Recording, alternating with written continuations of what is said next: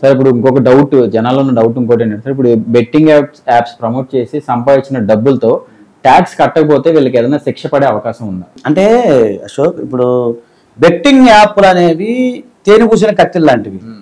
ఇప్పుడు అందరికి తెలిసాది, కానీ అవగాహన లోపం వల్ల చాలా మంది పిల్లలు పోగొట్టుకున్న వాళ్ళ కానీ ఎవరు సంపాదించారు చెప్పు నువ్వు?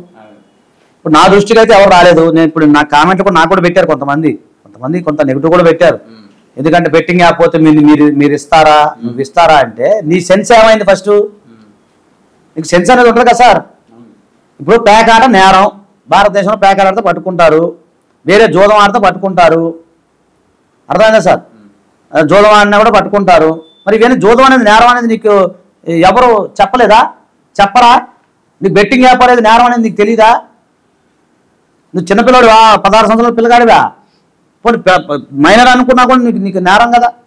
ఇప్పుడు బెట్టింగ్ యాప్స్ అనేవి వచ్చినప్పుడు దాంట్లో నువ్వు అత్యాసపరుడు అనే కదా అర్థం, మీనింగు. వాడు ఏమంటాడు 20 కట్టి అంటే 40 పెరుగుతాయి అంటే ఎట్లా వస్తుంది 40? ఒకసారి నువ్వు ఆలోచించు, సెన్స్తో ఆలోచించు సార్, ఆలోచించు సార్. అది ఎందుకు ఇస్తారండి? ఎవడన్నా రూపాయి ఇస్తారా? అది కరెక్ట్ కాదు సార్. ఇప్పుడు నేను ఏమంటున్నా, బెట్టింగ్ యాప్స్ ఆడటం కూడా నేరమే. మీరు అవునన్నది కాదన్నది వాస్తవము. ఎందుకంటే అది ఇల్లీగల్. భారతదేశంలో గ్యామ్లింగ్ యాక్ట్ అనేది ఒకటి ఉంటుంది. మీరు పందెం కాసిన నేరమే, పందెం కామించుకున్న నేరమే. అది క్రిస్టల్ క్లియర్. నెట్లో కూడా చూసుకోండి కావాలంటే, గ్యామ్లింగ్ యాక్ట్ అని కొట్టండి వస్తుంది. నేను చెప్పక్కర్లా, దాంట్లోనే ఉంది. నువ్వు పందెం కాసిన నేరమే, ఐపీఎల్లో నువ్వు బెట్టింగ్ కట్టిన నేరమే, బెట్టింగ్ తీసుకున్న నేరమే. ఆడప్పుడు నువ్వు కూడా నేరస్తుడివే కదా. ఒకటి ఇప్పుడంటే బెట్టింగ్ యాప్స్ మీద జనాభా లేచారు, నీకు కాదని నేను అనట్లేదు. ఎస్, నేను కూడా ఆహ్వానిస్తున్నా.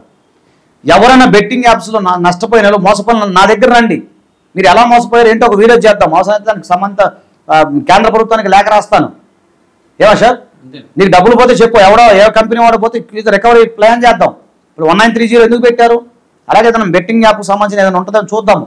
చూసి ఒక బెట్టింగ్ యాప్ కోల్పోయామనుకో ట్రై చేద్దాం. తప్పేముంది తమ్ముడు? పైసలు పోగొట్టుకుంటే నీకు నేను ఇప్పిస్తానని చెప్తున్నా కదా. కానీ ఆటం తప్ప కాదా అది చెప్పు మరి.